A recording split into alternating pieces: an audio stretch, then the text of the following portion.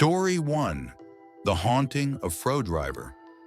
The story begins in the 13th century. During a harsh winter, a woman from the Hebrides named Thorgunna arrives in Iceland, bringing with her precious treasures that catch the attention of a local woman named Thorida. Thorida convinces Thorgunna to stay with her at her home in Frodriver. Thorgunna refuses to part with any of her precious possessions, but agrees to stay and work as a servant. Over time, Thorgunna falls ill and dies, but before her death she leaves a warning. Her bed must be burned, and most of her belongings should be given to the local monks. She says this is not out of malice, but to protect the settlement from an impending evil. However, Thorida cannot resist taking Thorgunna's valuable bed for herself, and soon strange occurrences begin to unfold in Frodriver. The villagers fall victim to horrific accidents, ghostly attacks, and mysterious plagues. After a funeral feast, the villagers are besieged by ghosts that gather around the central fire in the main hall every night. Relief finally comes when Kjerstan, Thorida's son, enlists a local priest to organize a trial.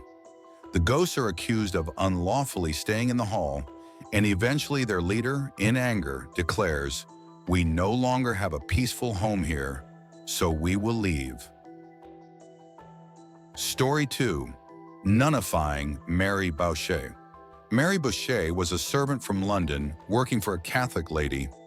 According to Father John G., who died in 1639, the lady devised a plan with 3 Jesuits to convert Mary to Catholicism, thereby turning her into a nun. What better way to convince Mary to convert than by convincing her that ghosts had returned from purgatory? One of the conspirators dressed in a white sheet and approached Mary while she was asleep in her bed one night. The spirit touched Mary with a cold hand, like iron or the earth, and told her that she was her deceased aunt. "Look and tell my children what you saw and how their mother appeared before you." When Mary told her mother about the ghostly visit, her mother persuaded her that it was simply a papist trick. But perhaps Father John G., who visited Mary to check on the story, was fabricating his own tales to divert suspicion from himself, as he was said to have been a papal follower. Story 3. The Ghost with a Message for George Villiers, Duke of Buckingham. There was a man who had spent part of his youth in the same parish as Sir George, the father of the Duke of Buckingham. He had fond memories of Sir George, who had always treated him kindly. By February 1628, the man, now in his 50s, worked as an officer in the wardrobe of King James VI of Scotland and the First of England at Windsor Castle. One night around midnight, he was disturbed in his sleep by a visitor, an apparition. The visitor, a distinguished-looking gentleman, suddenly appeared by the bed, pulled aside the heavy curtains, and fixed his gaze on the man. "Do you know me?" the visitor asked, but the wardrobe officer was too frightened to respond. The spirit asked again, "Do you remember me?" Finally, the officer stammered, "You are Sir George," and the spirit confirmed it. The ghost then delivered a message. He was to deliver a warning to his son, the Duke of Buckingham. The ghost said, if he does not do something to win the favor of the people, or at least ease their intense malice towards him, he will live only a short time. After delivering the message, the ghost vanished, leaving the man in shocked silence. The officer initially tried to convince himself that it had been a nightmare, but the next night Sir George returned. This time the ghost was much angrier. It asked if the officer had obeyed the command, but the officer admitted he had not. The ghost reprimanded him harshly, warning that he would have no peace until he carried out the request. The officer promised to do as instructed, but again upon waking the next morning, he convinced himself it had just been another vivid dream. However, when the spirit returned yet again, this time with even more anger, the officer finally confessed his hesitation. He said he feared he couldn't get access to the Duke, and even if he did, the Duke would never believe such an extraordinary story. The spirit, undeterred, reassured the officer that getting an audience with the Duke would not be difficult, and even gave him specific information that only the Duke would know to make the story believable. The ghost also reiterated his threat, adding that the officer would not find peace until he delivered the message. This time, the officer was convinced the ghost visits were real.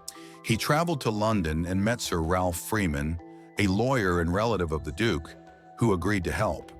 Sir Ralph arranged a meeting with the Duke, and after the officer shared his story, the Duke became deeply agitated, confirming that the secret information could only have come from the devil.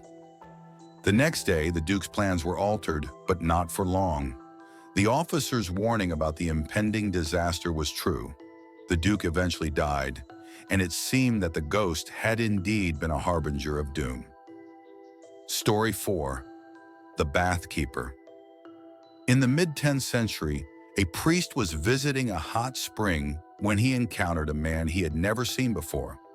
The man began assisting him with his clothes and shoes, and the priest assumed he was one of the servants. The priest returned several times, and each time the mysterious man would appear and offer help, but refused any form of payment. Eventually, the priest decided to offer the man a reward, bringing 2 Eucharist loaves as a token of gratitude. Upon seeing the loaves, the man became distressed. He revealed that he was not alive but a ghost, an apparition of the former overseer of the baths. The spirit asked the priest to pray for his soul so that he might find peace in the afterlife. The priest complied and prayed for the spirit, and after that, the ghostly attendant never returned. Story 5. The Haunting of Susan Ley.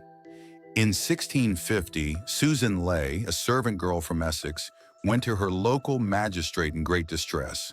She claimed she was being haunted by the ghost of her mistress, Priscilla Beauty, the wife of an alehouse keeper.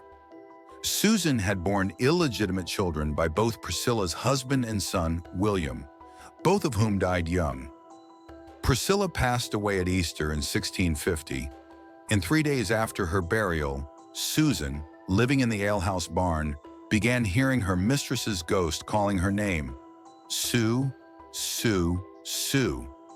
The frightened Susan believed that the spirit had returned to punish her for her sins. She feared that the ghost's visits would lead to her destruction. When Susan threatened to commit suicide, William told her, "This is just a judgment from God, for if she walks to you and nobody else." Story 6. Byland Abbey Ghost Stories. In the late 14th century, a monk from Byland Abbey recorded various ghost stories.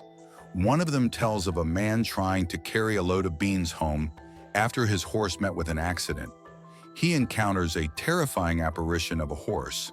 When he tries to drive it away, the ghost begins to stalk him and later appears as a glowing ball of light amidst a cloud of hay. The man eventually confronts the ghost, who claims to mean no harm. The ghost helps the man carry his load across a river, but once it is done, the load mysteriously reappears on the man's back before the ghost vanishes. Another tale tells of 2 laborers who are attacked by a ghost, which confesses to being a former canon of Newburgh, who had been excommunicated for theft. One of the laborers digs up a set of stolen spoons, and afterward, the spirit finds peace. These stories reflect the medieval Christian tradition of cautionary tales and the intersection of folklore and religious beliefs. Story 7. The House with the Third Staircase. In a forgotten village, tucked between distant hills and dense forests, stood an abandoned house everyone knew as the House with the Third Staircase. No one dared go near it, because everyone who entered it never came out the same.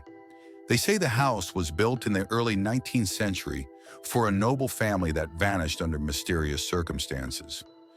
But what made the house infamous wasn't its grand architecture or ornate windows.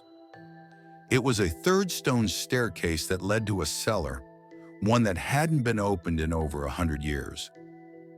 One night, a young man named Elias, fascinated by the paranormal, decided to defy the warnings and sneak into the house. He stepped in silently, carrying a lantern and a notebook. Everything was abandoned, still, unnaturally still, until he found the third staircase. He stepped down one stair, then another, and another. With each step, the air grew heavier, as if something behind the walls was watching. At the final step, he found an old wooden door, carved with symbols in a language he didn't recognize. He opened it, and suddenly found himself inside a room filled with mirrors. But none of them reflected his image. There were faces, countless faces, staring at him from behind the glass. Faces without eyes, screaming without sound. Then a whisper came from behind him, calling his name. "Elias, you're late." He tried to run, but the corridors had changed. The staircase was gone. There was no way out. The next morning, his notebook was found at the doorstep of the house. The last line written inside read, "The mirrors, they're not just glass, they're windows. And the thing inside doesn't want to be alone." Since that day, anyone who walks near the house, their face appears in one of those mirrors. Even if they never stepped inside,